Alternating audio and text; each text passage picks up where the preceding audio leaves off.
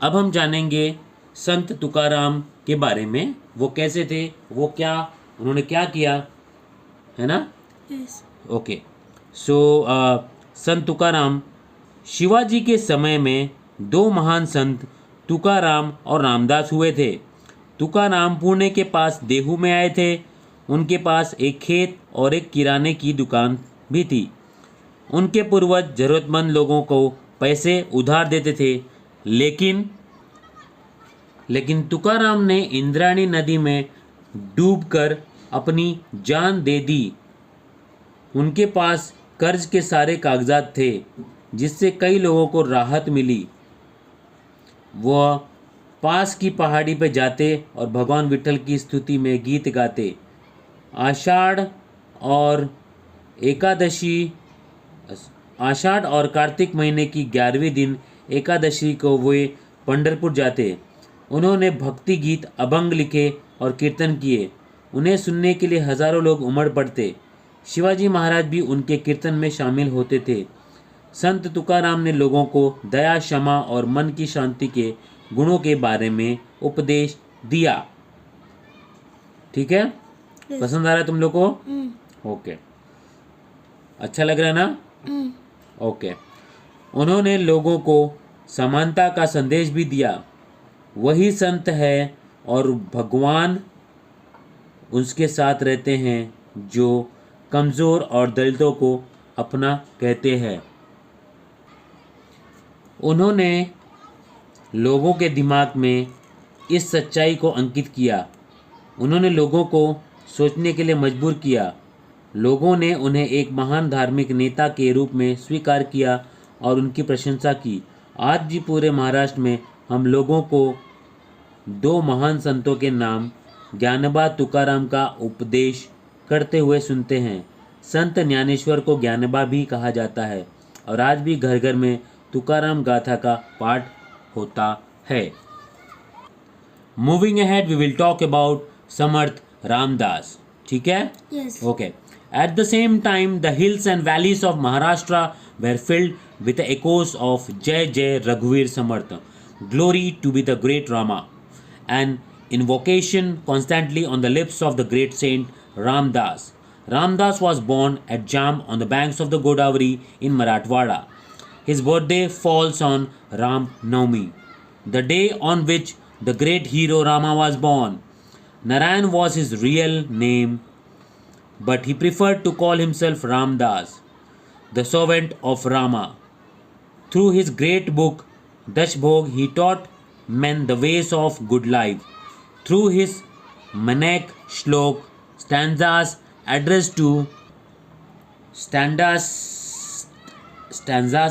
to the mind, he gave people lessons in good thoughts and good conduct. The popularized the worship of strength. He raised the temples of Hanuman, the god of strength. He exhorted people to be strong and told them of the power that resides in a united people. He taught them to organize themselves and fight against injustice.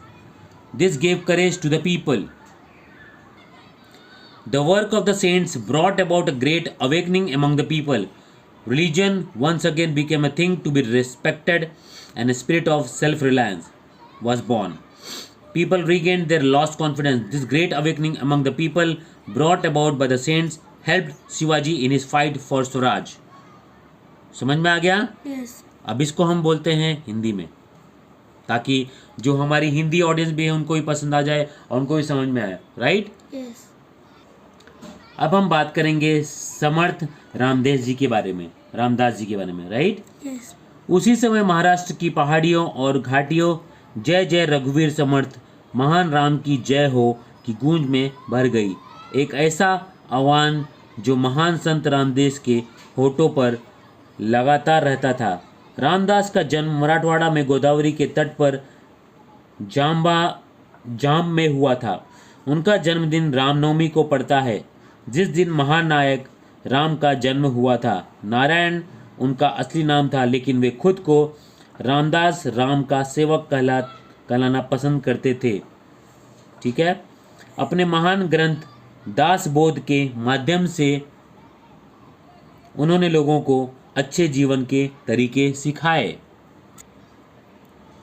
अपने मनाचे श्लोक, महापुरुषों को संबंधित छंद के माध्यम से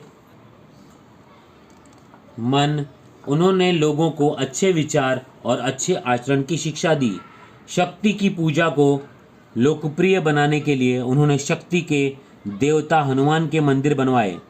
उन्होंने लोगों को मजबूत बनने के लिए प्रेरित किया और उन्हें एकजुट लोगों में निहित शक्ति के बारे में बताया। उन्होंने लोगों को खुद की संगठित करने और अन्याय के खिलाफ लड़ने की शिक्षा दी। इससे लोगों को हिम्मत मिली। संतों के काम से लोगों में एक बड़ी जागृति आई। धर्म एक बार फिर सम्मान की चीज़ बन गया और आत्मनिर्भरता की भावना पैदा हुई। लोगों ने अपना खोया हुआ आत्मविश्वास वापस पा लिया।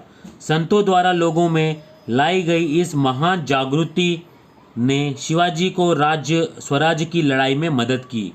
सो this was the lesson about work of saint who help Shivaji Maharaj to establish Swaraj.